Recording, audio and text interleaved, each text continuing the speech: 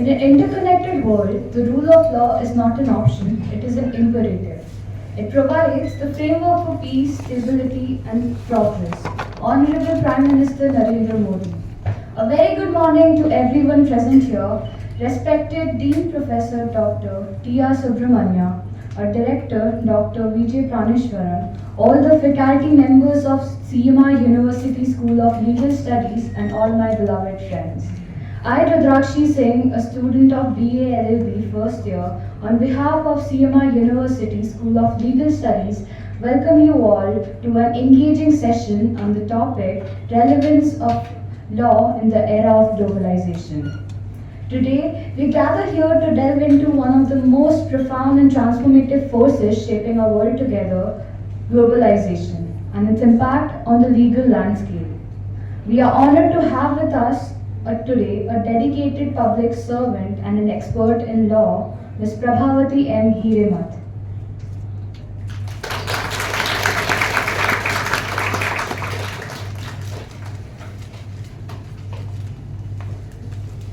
To begin on an auspicious note with an invocation ceremony, I would like to invite Dharini, a student of LLB, to sing a song as a mark of respect and gratitude.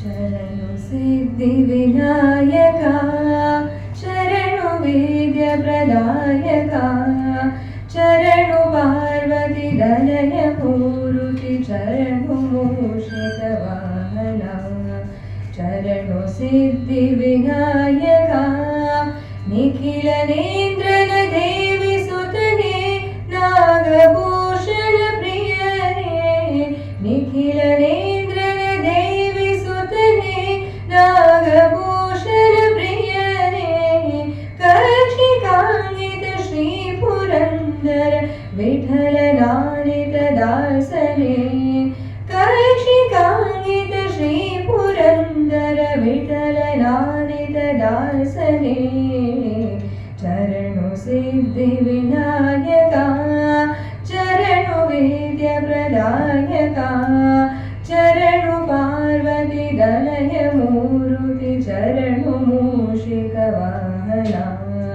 चरणु Siddhi Vinayaka कुक्षिमदलं गोदरने ईचुचापल प्रियने कक्षिकांगित Shri Purandar Vitthal नारित दासने चरणु Siddhi Vinayaka चरणु Vaidya प्रदायका चरणु Parvati दलय Murthy चरणु मूषिक वाहना चरणु Siddhi Vinayaka.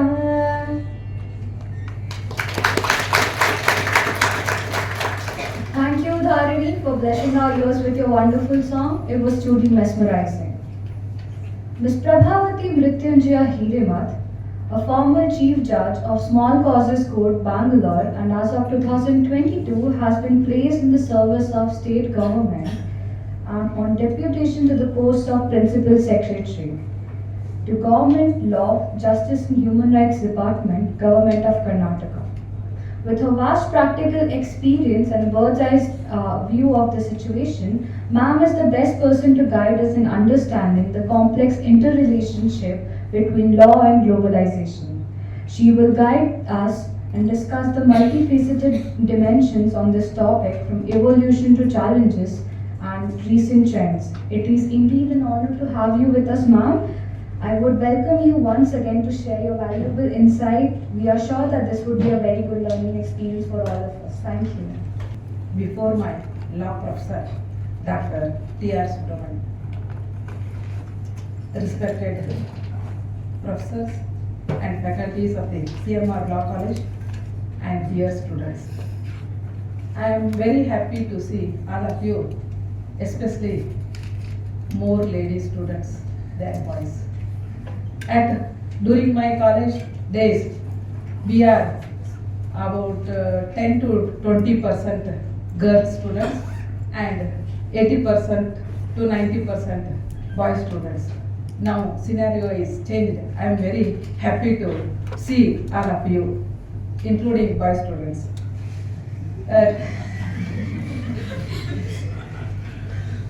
Coming to today's topic, relevance of law in the era of globalization. What is globalization? The term globalization refers to the increasing interdependence of the economics, cultures, and population throughout the world as a result of technology, cross-border trade in goods and services, and flows of capital, labor, and information. The impact of globalization on social, political, and economic development, impact on legal profession, legal education, judicial process, and administration of justice are main. Now today I will focus on the impact of legal profession, judicial process, and administration of justice. Previously, the concept of rule of law was limited in its application to the sovereign territory of the nation, as interactions were primarily intranational but not international. Due to globalization, such interactions become international, leading to cross-border disputes. With respect to the applicability of the rule of law at the international level, globalization has made the world one single market, where individual and state entities interact with other individuals and state entities on daily basis. Such interactions cannot be left unchecked with respect to foundation principle of legal system in rule of law. Globalization has significant contribution to the development of both domestic and international legal frameworks governing and regulating translational transactions and activities. This leads to the development of international institutions tasked with the implementation of international law to secure peace, order, respect for basic human rights in the international community. At the international level, attention of the international community and the impact of the international rule of law on individuals to protect the inalienable human rights of the individuals is focused. This individually focused approach to the rule of law at international level is being implemented at the domestic level by making the domestic legal system in line with the international standards. For example, we have got a human rights commission and we have focused on human rights including in jails as well as in every day-to-day aspects. Other example is consumer protection rule, etc. Now coming to the globalization and its effects on legal profession, whether there is any impact of globalization on legal profession, we can see. 15 years back, at the conference organized by the West Bengal National University of Judicial Science, the Bar Council of India not only opposed debating the issue of translation legal practice and trade in the legal service, but interrupted the proceedings on the ground that the Bar Council of India had already taken a resolution prohibiting foreign lawyers in India. This was happened in 15 years back. However, the India is also one of the member of the World Trade Organization. The pressure on the government of India as a member of World Trade Organization to open up a service sector continued.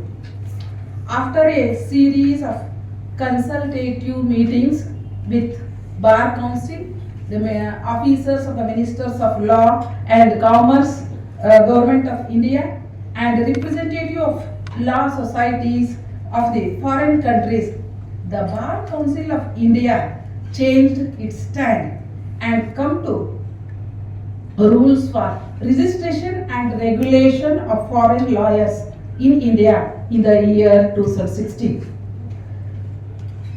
Bar Council of India is now in the view that opening up of law practice to foreign lawyers in the field of a practice of foreign law is permissible. Diverse international legal issue in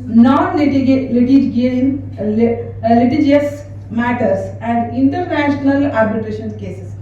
The foreign lawyers can argue before the international arbitrators if any dispute between the multinational companies, and the foreign lawyers are allowed to appear before the arbitral tribunals, but not before the regular courts.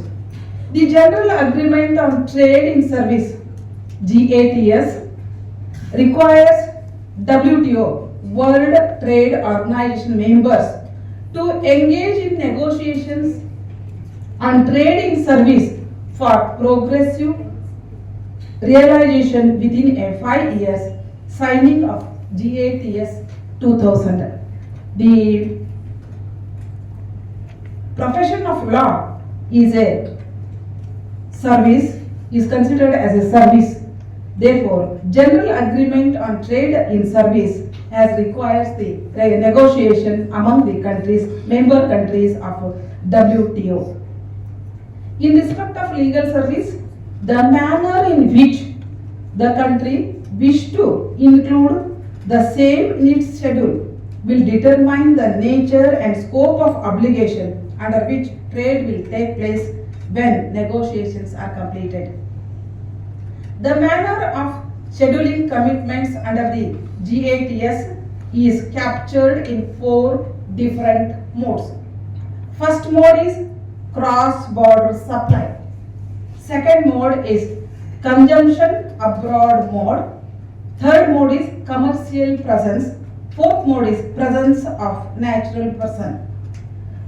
Mode 1, cross-border supply, means the foreign lawyer will not visit the country. Only his services will be cross the border. Under which non-resident services supplies organize supply of a service across border into the territory of member state.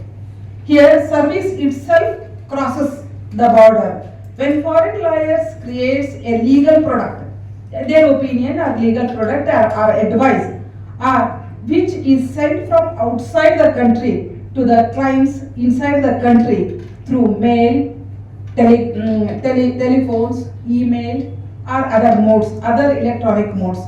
This mode occurs frequently and is not restricted because of the difficulties in regulating it.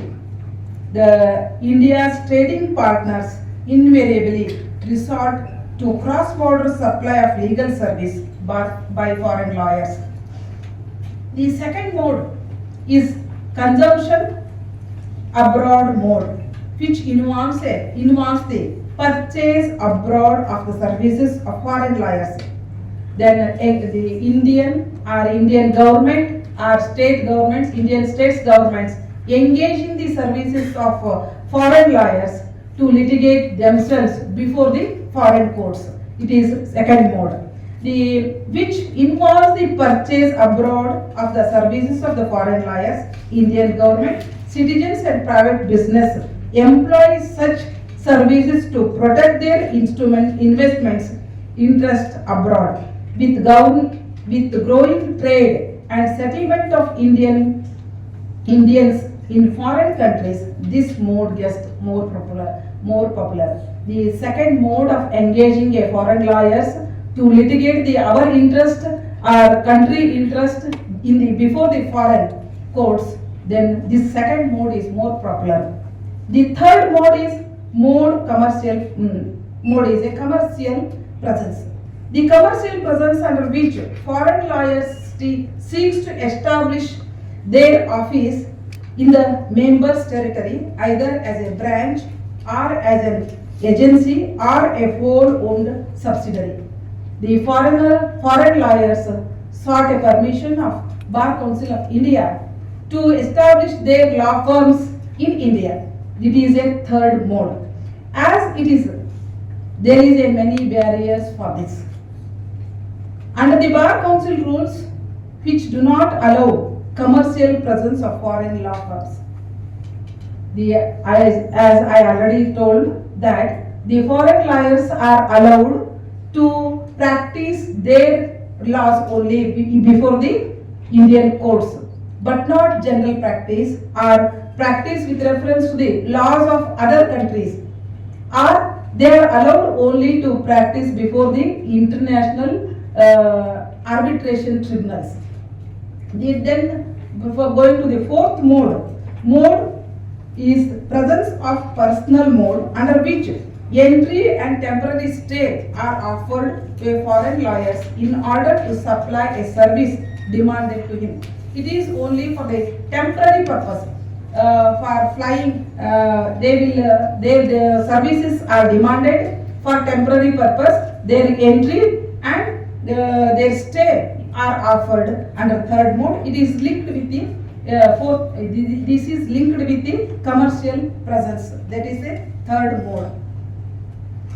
The International Bar Association (IBA) has identified two main approaches for the admission and regulation for foreign lawyers.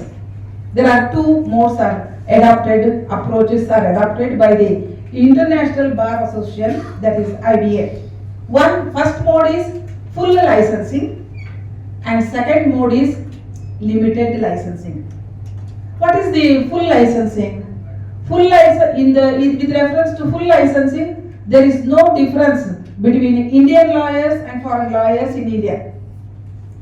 We are providing full license to the foreign lawyers to practice before the courts, any courts in India and any law in India, any law, including Indian laws and foreign laws like that.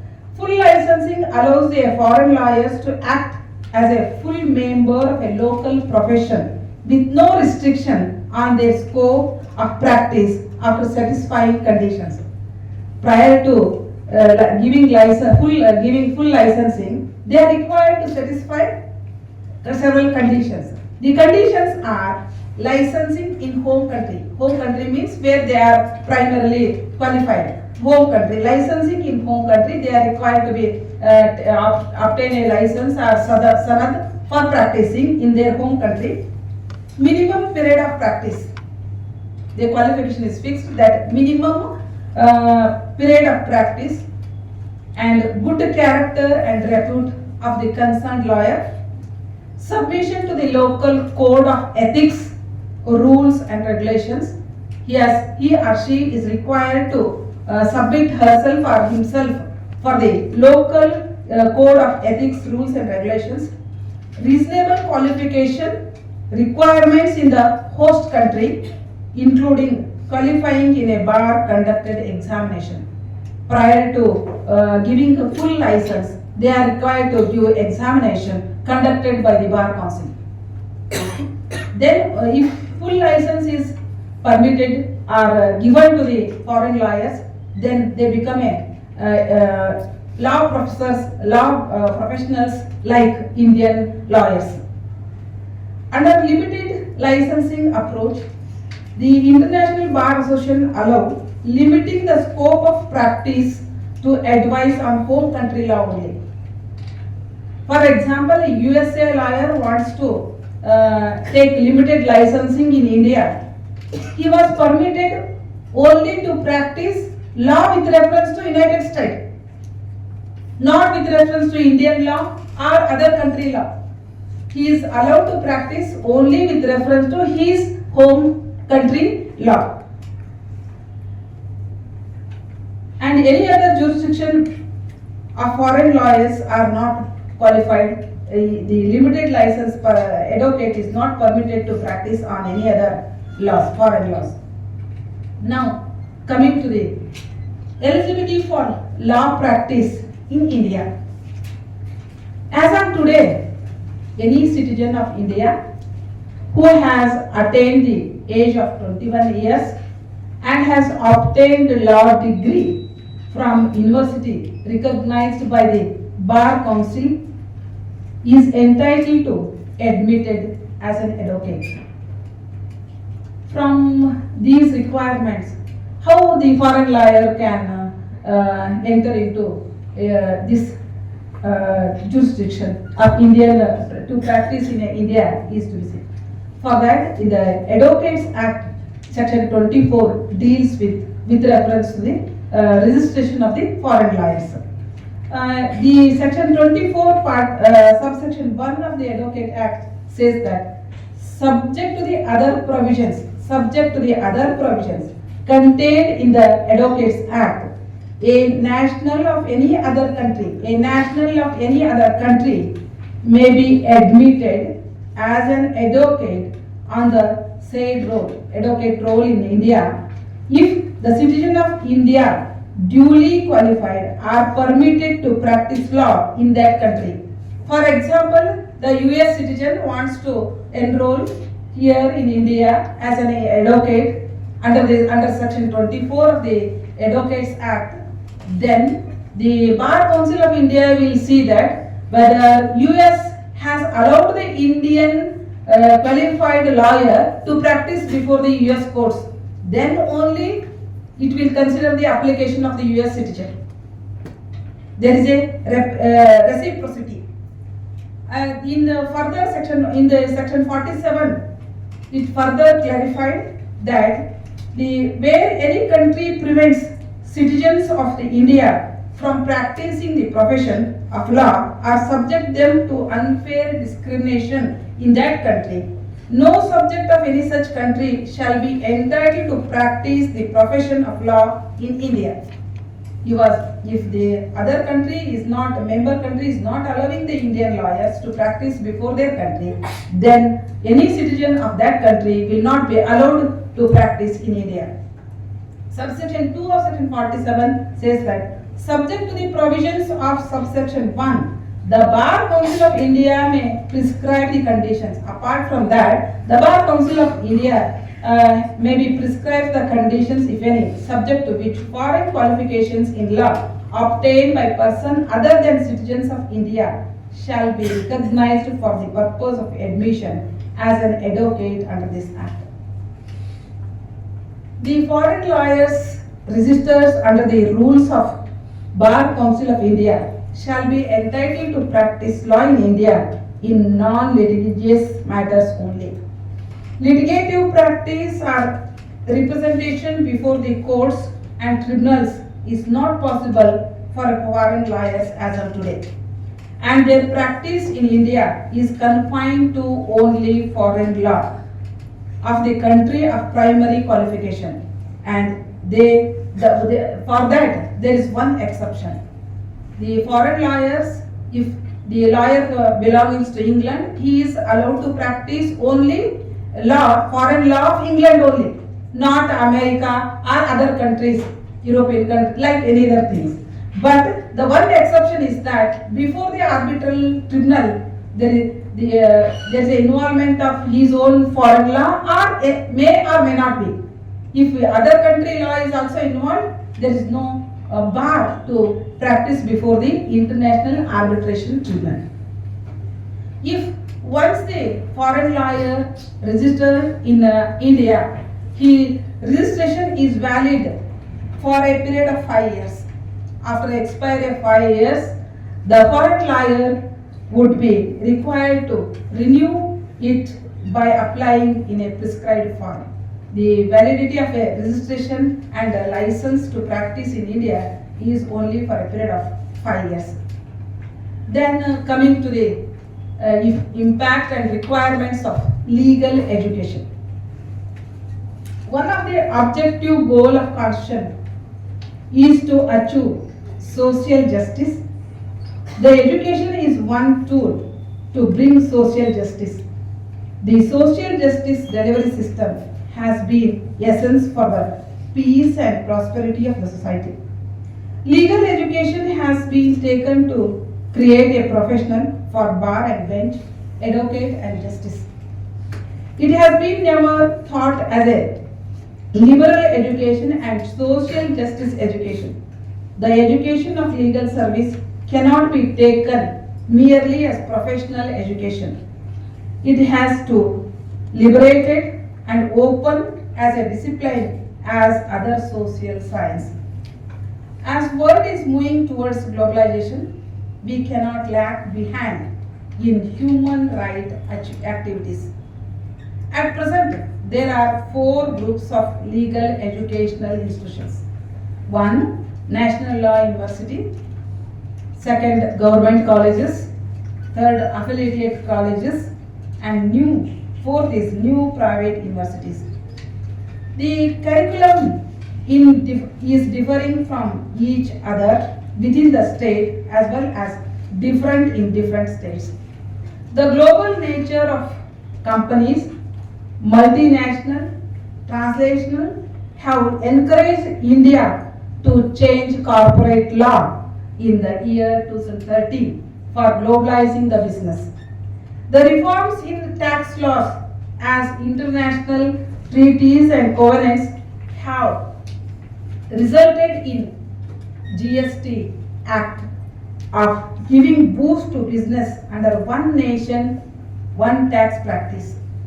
The consumer protection laws and competition law are global in nature.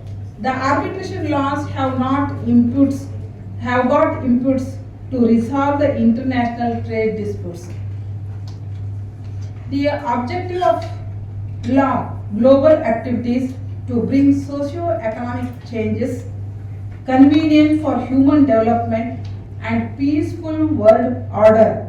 Therefore, while framing or updating the curriculum, the global scope and understanding the employment scope in globalized world are required to be considered.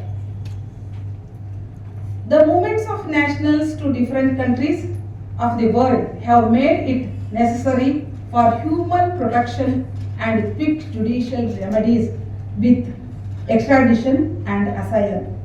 The private international law, conflicts of law have emerged with a great significance. The family laws are no longer domestic laws. The problem related to refugees is still a global issue. Here, I want to illustrate one example.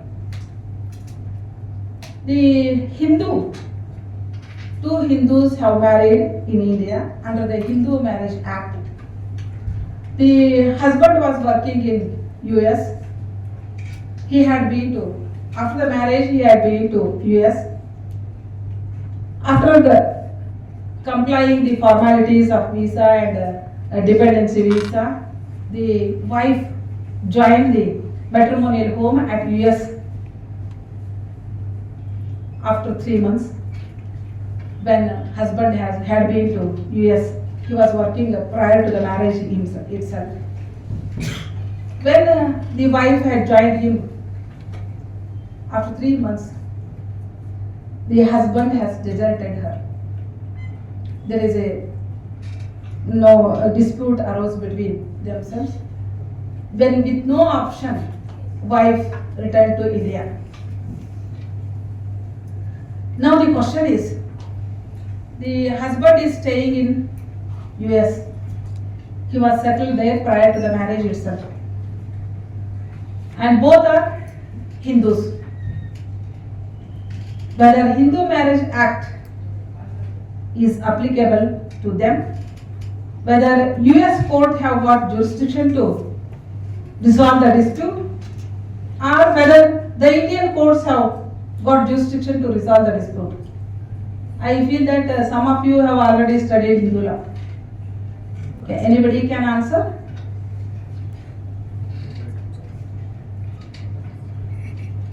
I am posing the question that Hindu law was taught by the Subramaniam to our class. Then we can see normally the all acts section 1 begins the extent of its applicability. It extends to a whole of India. The beginning starting sentence is whole of India. It will not across the border. Only within the territory of India, all acts made by parliament or state legislatures will be applicable within India or within state as the case may be. Now the question, the dispute. In view of the globalization, there is a in each house nowadays in each house the one family member will be staying in abroad. Minimum one family member will be staying in abroad. In such situation, what is applicable? Then section for the answer is that section 1 subsection 2 of the Hindu Marriage Act 1955 reads as under. It extends to the whole of India and applies also to Hindus domiciled. Applies to the Hindus domiciled in the territories to which this act extends, who are outside the said territories.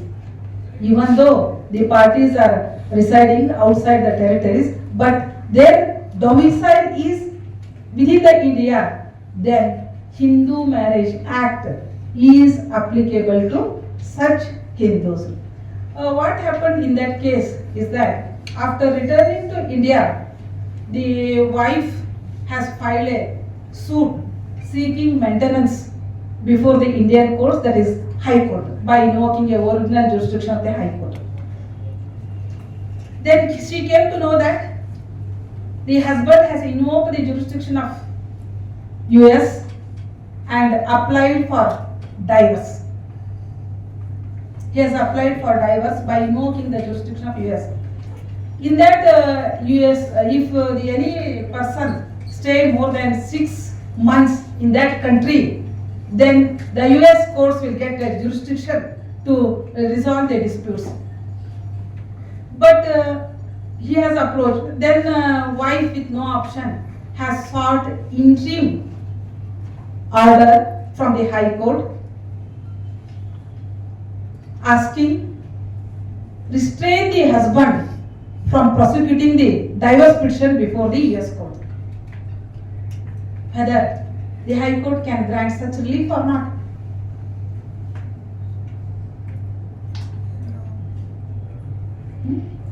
Whether High Court can grant such interim relief, restraining the husband who is staying in US from prosecuting his divorce petition there. Yes. Yes, he can do that. Yes. I feel like the husband filing the divorce petition in the US is totally invalid because the marriage itself is registered in India. So the High Court, in my opinion, has supreme authority over the marriage or any proceedings that may occur in the course of the marriage, including a divorce petition. So divorce petition. Okay. They, as per the US law, if any person resides more than 6 months, as per their territorial law, it gets jurisdiction to decide the disputes. I will give another example. The both husband and wife were staying in London. They had one child. The baby is only 6 months. It was suffering from some medical problems. As at the time of birth, it has got medical problems. The child was admitted to hospital. There was a difference between husband and wife.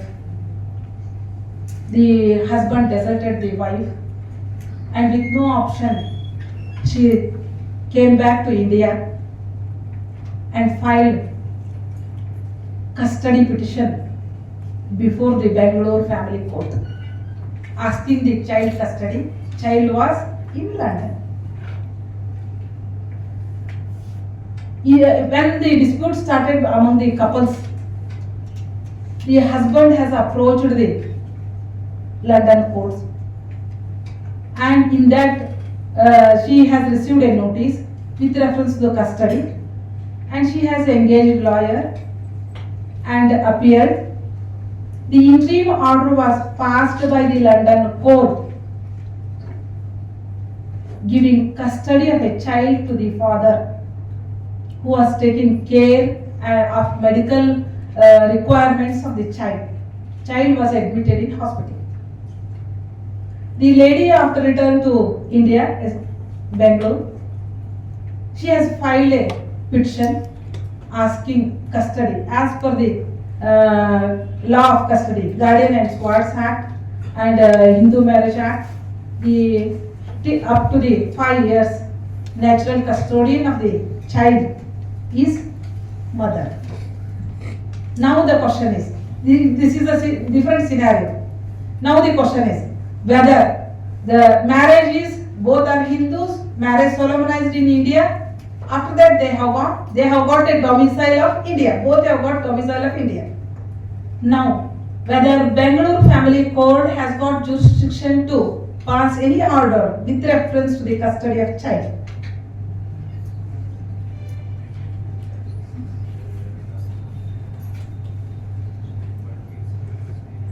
Sorry, you are somebody might have not. Final year, sir? First year students. Oh, sorry, you can't answer these questions. After studying Hindu law, you can answer.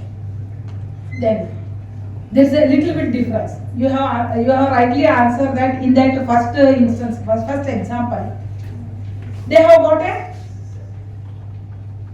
the Indian court has got jurisdiction. The husband has also got a domicile in India, and any decree to be passed by the US court is required to be regularized under section 13 of CPC. Otherwise, it is not a valid decree. Now I have posed the question whether High Court can pass interim order restraining the husband from prosecuting the case before the US court. In that case, High Court has passed order. The order restraining restraint against the husband from continuing with proceedings in the US court in the divorce petition filed by the husband there, and also directed the husband to produce the copy of the order passed by the High Court before the US court.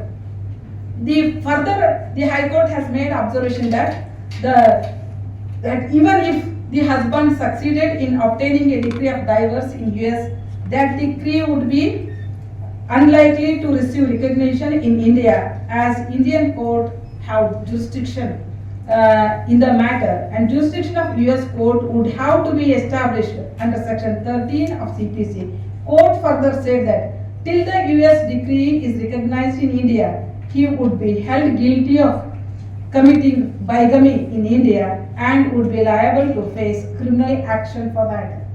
On the basis of decree obtained from the US court, if he has undergone second marriage, then he is required to face bigamy. This is the interim order passed by the High Court in India. This is with reference to family laws. Now, family laws are not a domestic laws. They are in view of the globalization and movements of the citizens from one country to other country. These conflict of laws will arise. As a result of multinational companies' economic independence, to attract foreign investors to India, speedy disposal of cases by the Indian courts is need of the day. The foreign investors and foreign multinational companies hesitate to establish in India, considering they will see what in case of dispute, what is the time taken by the judiciary in deciding such disputes. Therefore, speedy disposal of the case is the need of the day, especially with reference to commercial disputes. Therefore, considering the same, in Bangalore, in the year 2019, 2 dedicated commercial courts are established. Dedicated means the district judge level officer will be posted to that court. The district judge level officer is eligible to deal with sessions matters, to deal with appellate jurisdiction, to deal with regular appeals, to deal with criminal appeals, to deal with criminal miscellaneous, and he has got several jurisdiction. Dedicated means he is only required to look into the commercial matters with an intention to speedy disposal. If the officer has multi-choice cases in which he has got interest, for example, I am interested in civil litigation, civil cases, I am very happy in disposing a civil matters, they are a criminal matter. If I have given both types of matters before me, naturally my focus will be on civil side. I will dispose of the civil matters only. I will keep pending the criminal matters. Therefore, this dedicated courts, the only options is only commercial court. Commercial dispute will be before that courts. Such two dedicated courts were established in Bangalore in the year 2019. In 2020, further 6 additional commercial dedicated courts were established. In the year 2021, the commercial court complex in BSNL building was opened, and now 10 dedicated commercial courts are working. They are as all commercial disputes with reference to the if arbitration award is passed either in international arbitration or state arbitration, then if any party aggrieved by the arbitration award is required to approach the commercial court by filing a commercial suit before the commercial court.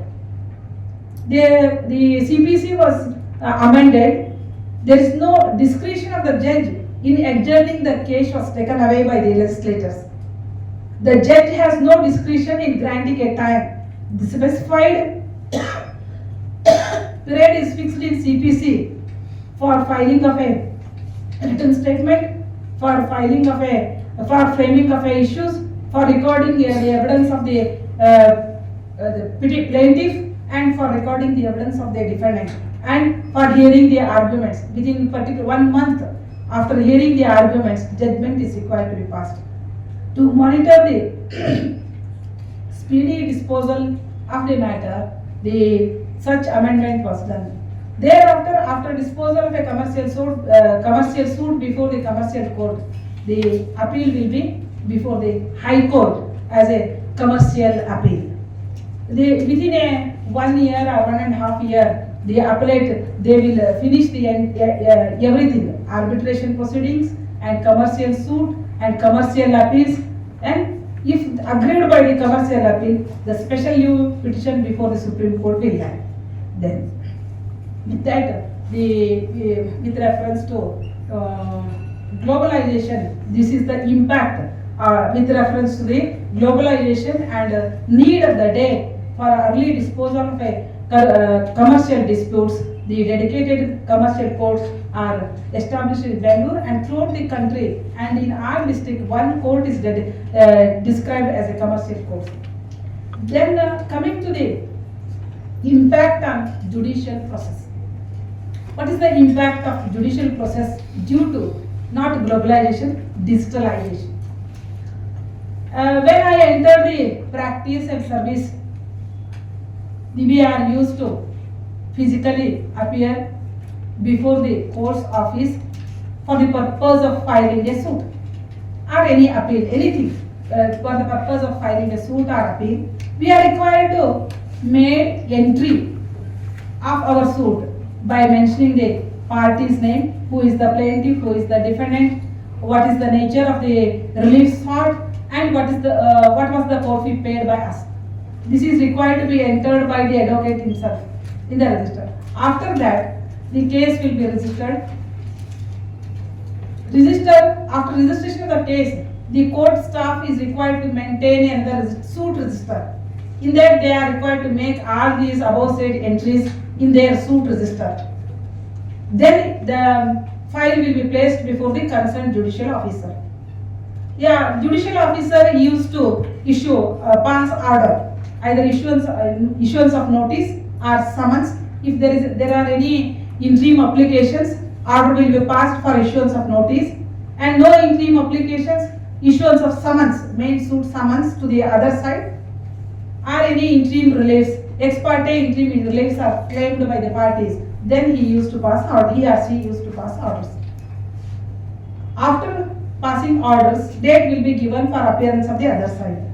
To know the number of the case and to know the next date of the case, the option available to the party, either to contact his lawyer or to appear before the court and see the court diary. These are the only options. Then after appearance of after service of notice, the other side defendant is required to appear in person or through his advocate by giving the wakalatnama to his advocate. The physical presence of either defendant or his advocate is necessary. Otherwise, he or she will be placed ex parte. Then, after pleadings of both sides, after filing a written statement by the defendant, case will be posted for issues or oral examination of the parties under section 10 of CPC. On all those proceedings, the physical presence of the parties is required. And for the purpose of evidence, parties are required to appear before the court and enter the witness box in person. So also for the arguments, physical presence of advocate and parties is necessary. After pronouncement of judgment or interim orders passed on interlocutory applications, to know the stage of the case or to know what was the order passed by the court, interim order passed by the court, or what was the judgment passed by the court, the option for the client was to approach his lawyer and obtain for certified copy of the same. After getting certified copy of the either order sheet, either order or judgment, he came to know about what was happened in his case or in her case. But in view of the digitalization and some few paperless courts are established, now there is a chance for e-filing. By sitting in the home, advocate can present his case by uploading the same in an e-website, e-office. Then it was also changed. After the registration of the case, the automatic generated message will go to the party. At the time of filing, his mobile number, email address, party's email address, advocate email address and numbers will be collected, or they are asked to write on their papers. That will be fed in systems. Immediately after registering the case, number will automatically self-generated message. The number will forward it to the concerned party and advocate. After adjournment of case, each adjournment of the case, immediately after feed it in the system, message will go to the party and advocate. I have remembered one instance while I was working in a small passport. We used to post 30 to 40 or 50 cases a day. The number of the case, registration number of the case will be given by the year wise. For example, January 1st, 1/2023. 22, 1/2022. Likewise, if the earlier year case, registered case was not disposed of, it will be continued in the same number. In the single day, the 4/2020 and 4/2022 were posted for hearing on the same day. Instead of adjourning the 4/2023, the typist strongly feeded the adjourned date to 4/2020. The advocate has kept by as he was ready for evidence in that case. Immediately he received the message that his case was adjourned to some other day. He rushed to the court and asked me that I have kept by the matter, but it was adjourned. I have received the message. This is the development of the digitalization. Then I physically verified it was a wrong entry. Then we have taken back, but this information is available. There is no need to rush to the court or verify the court diary to know the stage of the case or adjourn the date of the case or interim order. Daily orders will be uploaded immediately after passing order passed by the concerned judge. It will be uploaded to the website and CIS.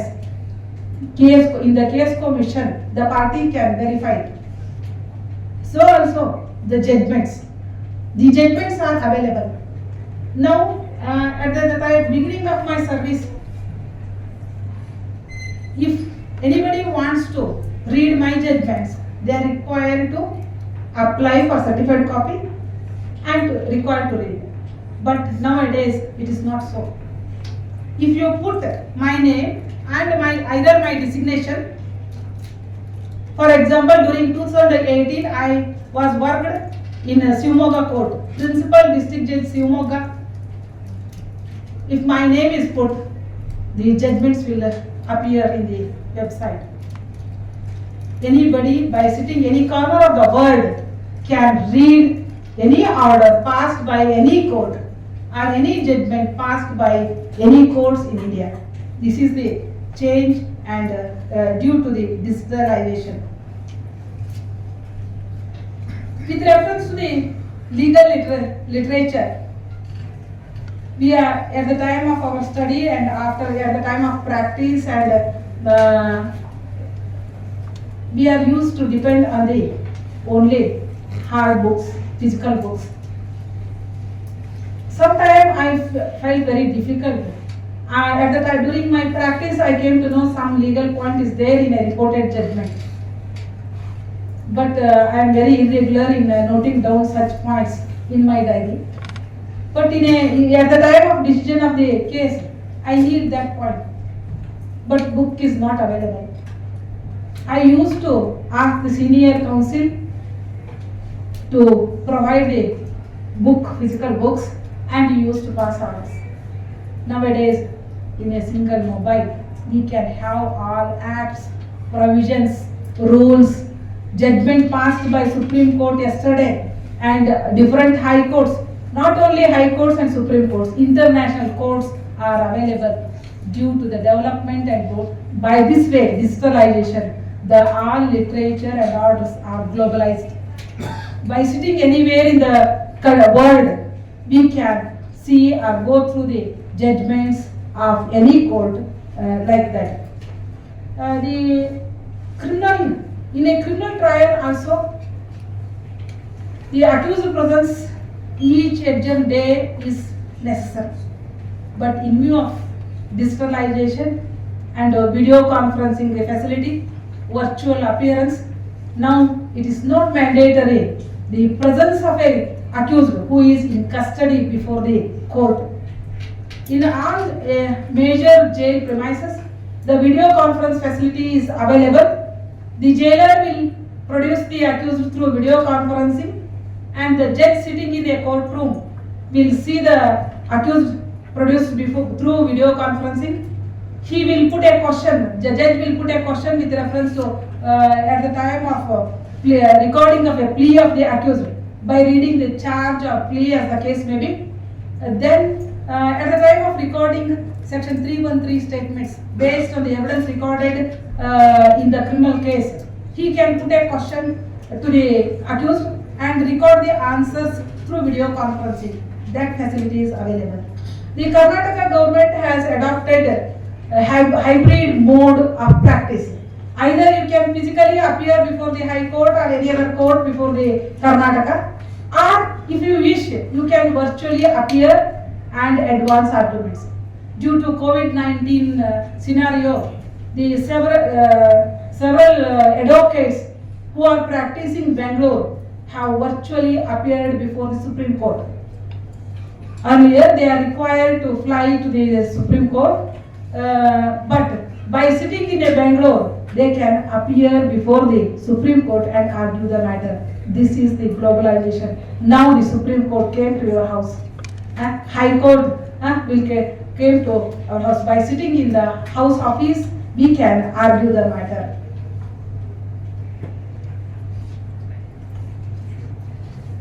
This is with reference to globalization.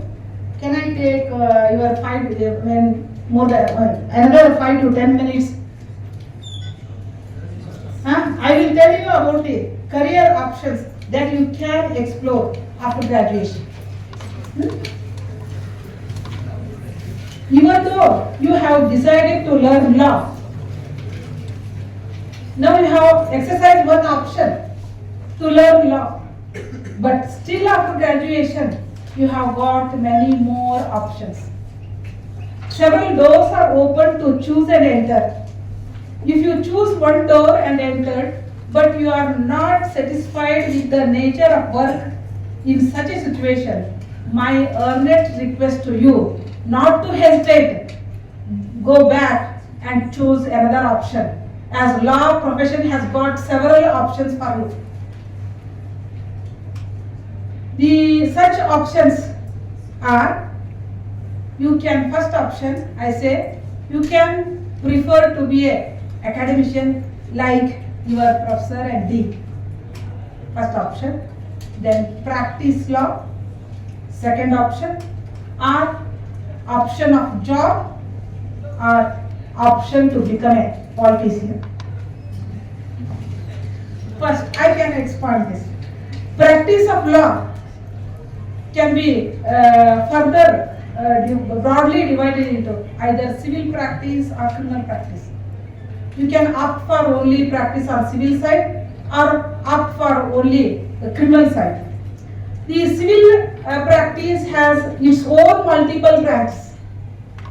You can choose the civil, even in a civil branch, you can choose only property disputes or only family dispute by practicing before the family court only, or commercial matters by practicing before only commercial courts. Then land acquisition disputes before the land acquisition courts. Motor accident claim petitions before the motor vehicle accident claim tribunals. Then service matters, the constitutional matters, that is writ jurisdiction before the High Court. We can opt for tax practice, then revenue matters, the arbitration matters, then labor court matters. You can choose only by studying in an optional subject as a labor law. You can choose labor practice before the labor courts.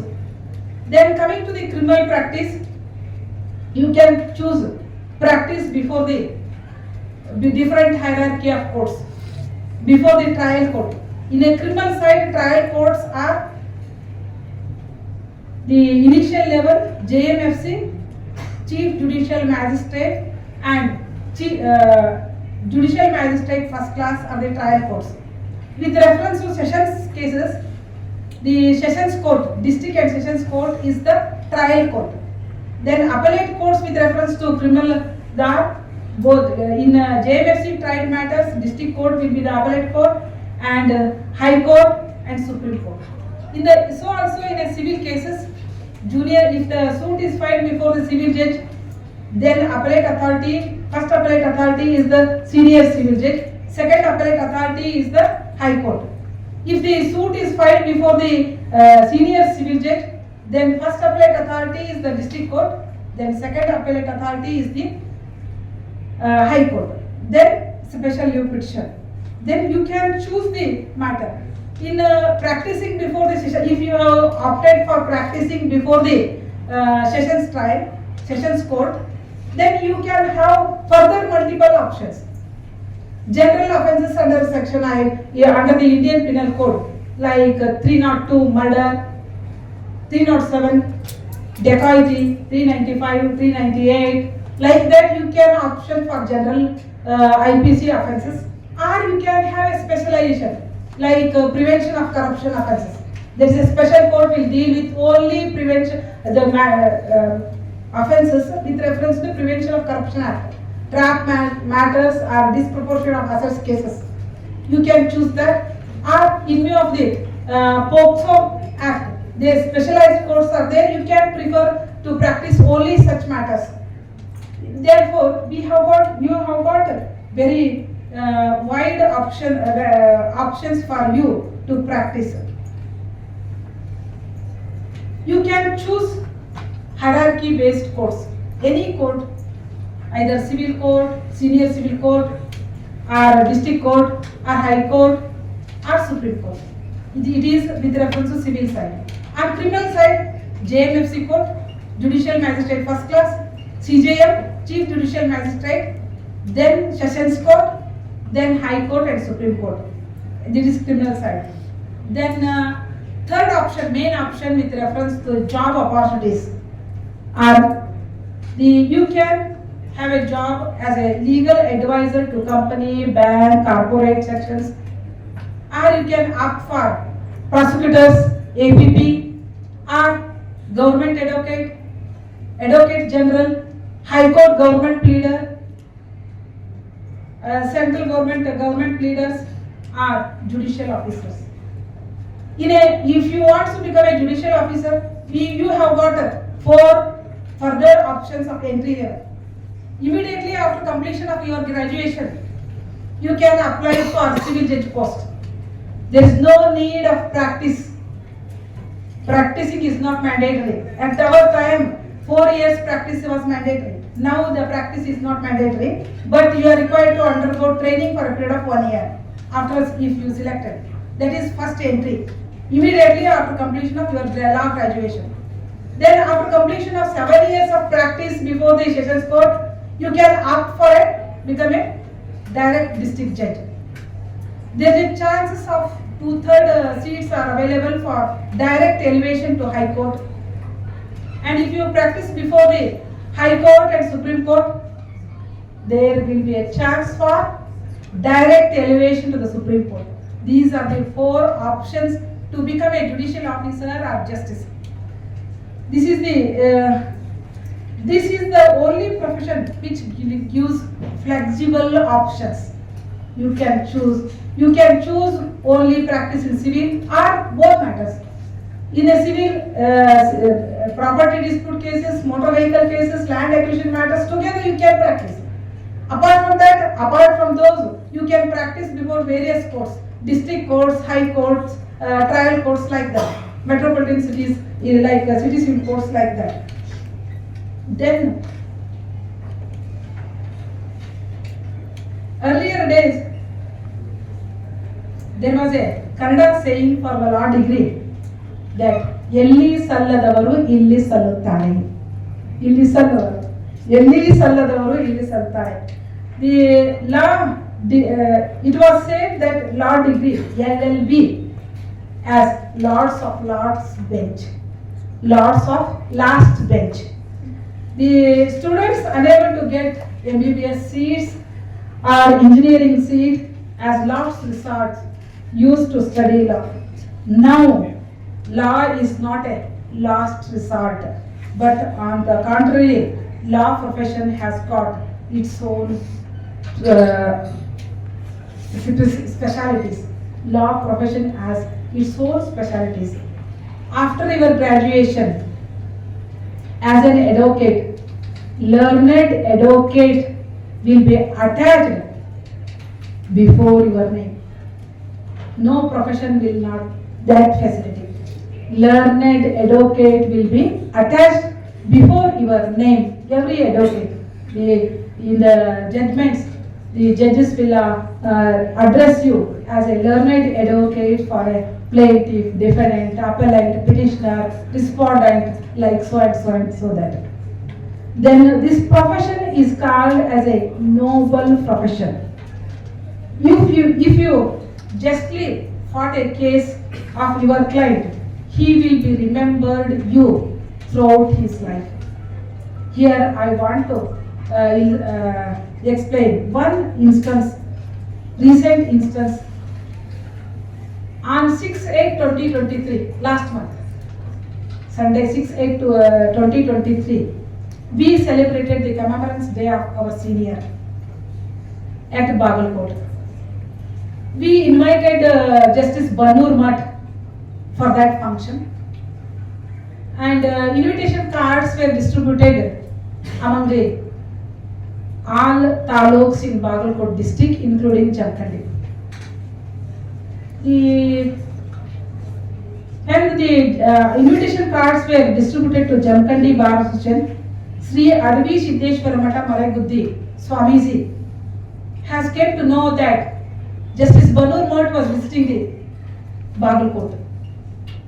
Then he contacted the organizers and took appointment of Justice Banur Math. On 5/8/2023, previous day, the Banur Math was in Bagalkot. In the evening 6 p.m. the appointment was given. When we were sitting along with Justice Manur Math, myself, Justice Budihar and other juniors of Sri J. Chambi were sitting in the IB. At the time, the Swamiji, 83 years old Swamiji, along with two other persons, came to the IB. His purpose of visit to Justice Banur Math was that prior to his elevation, Justice Banur Math's elevation, he was argued the Math case before the division bench of Karnataka High Court. Thereafter, it was referred to 3 judges bench, and he put his note and other advocate was engaged before the full bench. The case was in favor of the Math, Maregutti Math, and they have preferred a appeal before the Supreme Court. The appeal was also dismissed.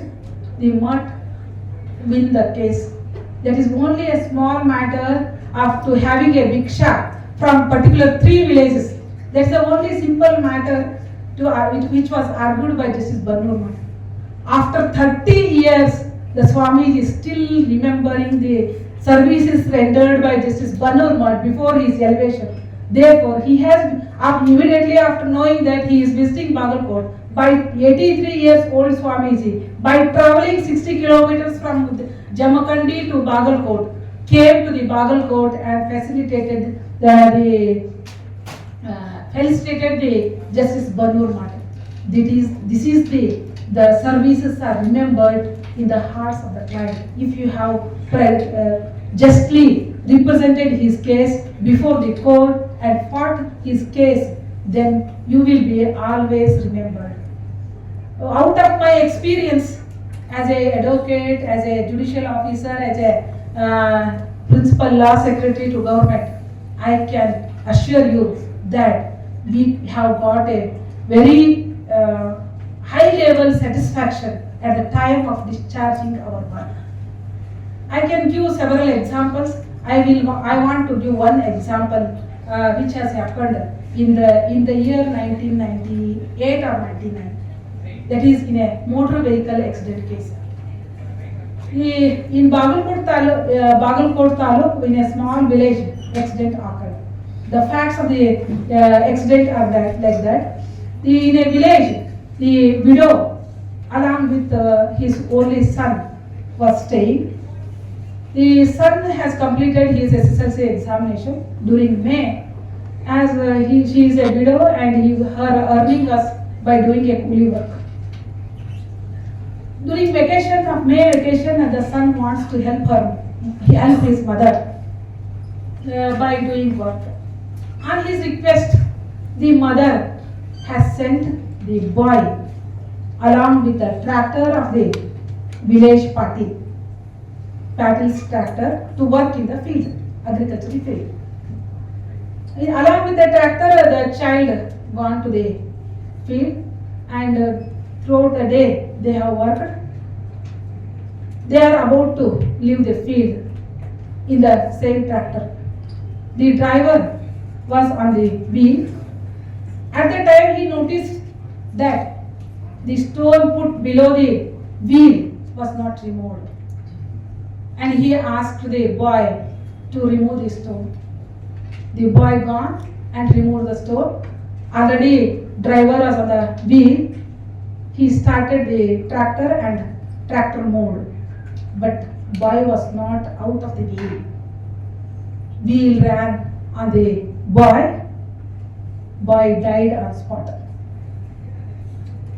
In the village, within few seconds, the elders of the village, all villagers, including owner of the tractor, mother of the boy, arrived to the spot. The owner of the tractor discussed with the elderly persons in the villages, as tractor was not insured, and till then, in the year 1996, there was no visit of police to that village. Taking advantage of that, he was prevailed over the, he was a rich person, he was prevailed over the villagers, and matter was compromised. The widow with no support, either economical or social support, she has no choice. She was agreed to receive 50,000 rupees, 50,000 rupees as a compensation, as it was told to her that even after lodging a complaint, ultimately you can't get back your son. Only the court will award compensation amount for you. That will be paid by him, as there was no insurance policy was not there, insurance company is not there. Then she readily agreed for that. Before last rights of child, this compromise was arrived. On the same day, the party has not given the amount. He sought time for 15 days. Then the elders decided to reduce it to writing. Then legal problem is there. They want to hide the accident scenario. The option was to execute a loan agreement. The widow has advanced loan of rupees 50,000 rupees to the owner of the tractor. And a loan agreement was written. The party has signed the agreement, and widow has also signed the agreement. And that agreement was kept by the elderly persons who have conciliated the matter.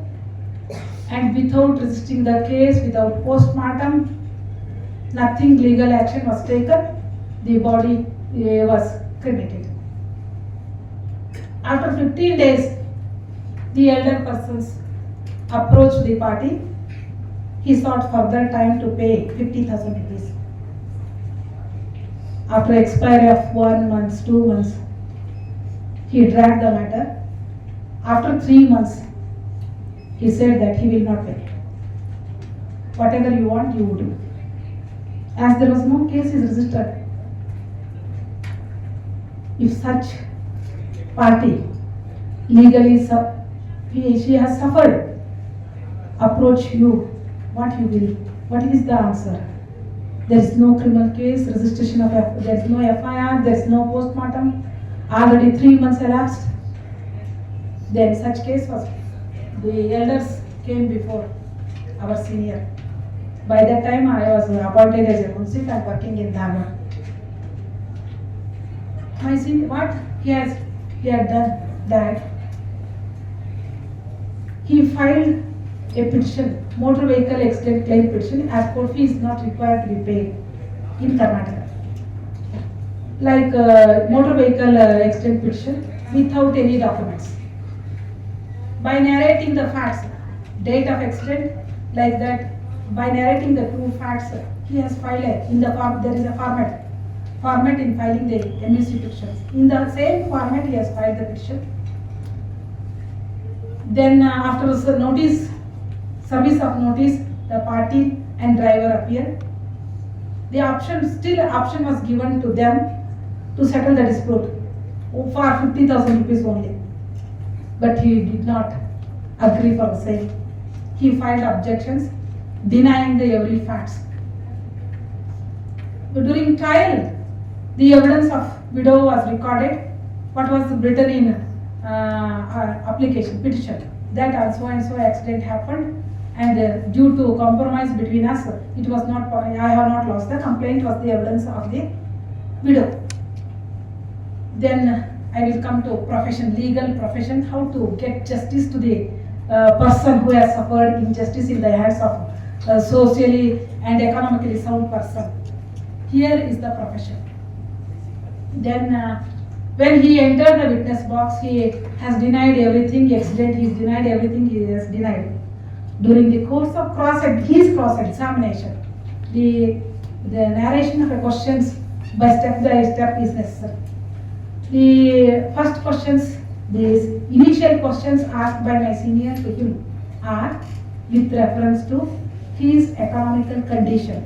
Like, you owned a house in that village, you own, yes, you own tractor, yes, you own car, yes, you own two-wheeler, yes, you are the owner of so many acres of land in that village, yes, took all admissions with reference to his financial capacity. Then, second, with reference to petitioner, she is depending her livelihood on her daily coolie. Yes. She is residing in a hut. Yes. All these second step, these admissions are taken. Then with reference to death, he had one son. He died on so and so date. There was a date on the agreement. There was a date. No? On that day he died. Death of son is admitted. Thereafter, the agreement which was entered between the parties on that day, which was taken by my senior, first time in the court it was opened and shown to the witness by showing his signature. It is your signature. You are at the time of confronting the document, there is no need to show all the contents of the documents. Only signature is sufficient. Showing the signature is sufficient. Their signature was shown to the witness. He admitted his signature. Then it was an agreement of loan executed on the date of death of son of the petitioner. Yes. Or cross-examination or argument before the court. Whose evidence is more probable than that of other? Whether evidence of PW1, petitioner, widow, is more probable, whether she is saying true facts before the court, or the RW1, the respondent. Whether at any imagination, it can be said that by keeping dead body of son, the poor lady who has no capacity to lend 50,000 rupees, is it possible for her to lend amount by keeping dead body of her own son in that grief? Whether it is possible? No. What she was told in the chief examination is more probable than that of her. Our argument was accepted by the court. The court has awarded 1,50,000 rupees compensation amount. And it was challenged before the High Court. The High Court has upheld the order passed by the court. Tribunal, MACT, Tribunal Babel Court. It is the professional skills lies. There is no need to say false facts before the court to get justice. Even by saying a true facts, we can get a justice from the court. That is, I can give several such examples. Then I think that the time is over. I took your more time. The profession, legal profession, is a very noble profession, and we can get a very good satisfaction from that profession. I can wish you about in this audience there are several judges, senior advocates, corporate officials. Like that, I wish best of luck to all. Thank you.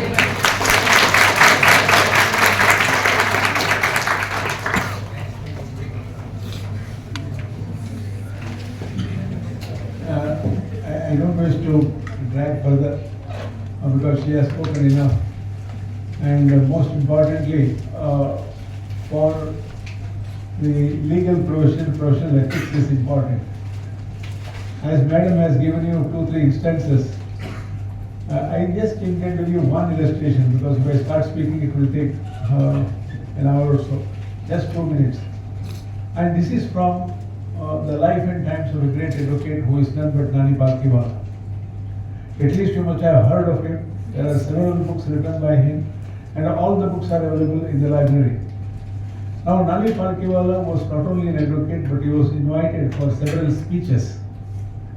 Once he was invited in the Prabhavati region in Maharashtra for several speeches. So at that time, M.R. Pai, who is the biographer of Nani Palkiwala and the chief correspondent of Forum of Free Enterprise, was also traveling with him. So in Amaravati, for 2 days, he had finished about 6 or 7 lectures. Maybe most of them are in the Bar Council. And at that time, Nani Palkiwala requested MRP that I should be permitted, given some more time to go to an old man's office. And he has requested me by writing a letter to visit office whenever he is in Amaravati. So they arranged in such a way, and ultimately Nani Palkiwala as well as this Forum of Trade Vice Secretary, correspondent, they landed in the old man's office. Now, this old man was running a bus company, and the bus company was under loss. And when it was under loss, naturally, it went up to the High Court, and before the High Court, at that time, they appointed Nani Palkiwala. Nani Palkiwala was at that time in his 1930s. Now, the story which I am speaking to you, or the story of Nani Palkiwala, was in his 70s. And the case was won by Nani Palkiwala. And a transport company was able to run the buses. And the old man had children and grandchildren. And all the children, grandchildren, their wives, and his relatives were summoned and were sitting in the hall, where Nani Palkiwala was profusely garlanded and honored. Now, after garlanding, the old man just stood up with great difficulty and made 2 or 3 sentences. Our company was in great distress, and it was about to be liquidated. And at this juncture, there was no other option but to meet Nani Palkiwala in Mumbai. I gave the case hoping that we are going to win. And ultimately, after a long battle, we won the case. And it is because of that win, you people, my children and grandchildren, are eating today in this city. But for him, remember, all of us were to be on the streets of Mumbai. This was the gratitude that was expressed. Nani Palkiwala, remember, hearing him was in tears. And he, in his biography, puts it, gratitude of a person can extend thus far. Remember, what kind of a gratitude is this? If it can extend thus far, because only the person who is telling and making the statement would know what exactly is this. Madam has spoken so many things. She touched upon the issues related to private international law. Now, private international not only applies to marriage, but it applies to many other contracts as well. Suppose, for example, you own a goods, you manufacture the goods, but then you ship it to a foreign company. When you ship it, the transporter from the shipping company is totally different. The ship may be registered somewhere in South America, Brazil, or somewhere. So there will be several parties during the course of a shipwreck if something happens. Which is the proper law? Suppose your goods which are shipped in a German vessel taking this voyage in Africa, and at that time there is a shipwreck. There will be at least 3 to 4 jurisdictions. Which is the proper law? And which court is competent to decide? So these are all matters relating to private international law. Law is the most interesting subject. Remember, most interesting subject, provided you have the interest to read. If you don't cultivate the interest in reading, remember, you cannot become a good lawyer at all. There are plenty of such cases. As and when occasion comes, I shall just tell you, like a tip of the iceberg which I have given now. Thank you.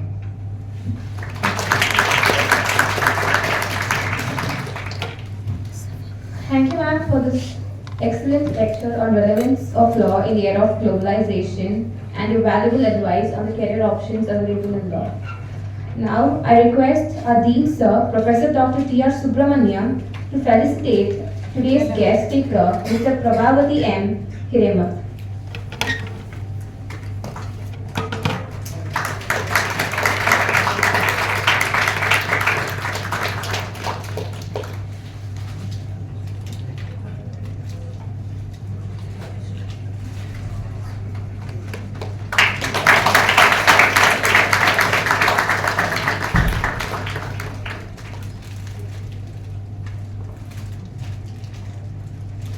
I feel truly honored and privileged to extend my heartfelt gratitude as I propose the vote of thanks on this remarkable occasion. I, Mamata AG from LLB first year, representing CMR University School of Legal Studies and entire CMR fraternity, would like to express my sincere appreciation and thanks.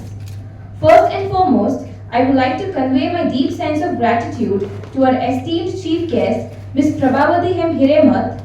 She serves as the Principal Secretary to Government, Law, Justice and Human Rights Department. We are truly honored that ma'am has taken time out of her busy schedule to grace us with her presence. Your insights and wisdom with us today serves as a great source of encouragement for our future endeavors. Thank you, ma'am. We extend a heartfelt thanks to our Dean, Sir Professor Dr. T.R. Subramaniam. His guidance has been invaluable and his constant encouragement has motivated us to excel.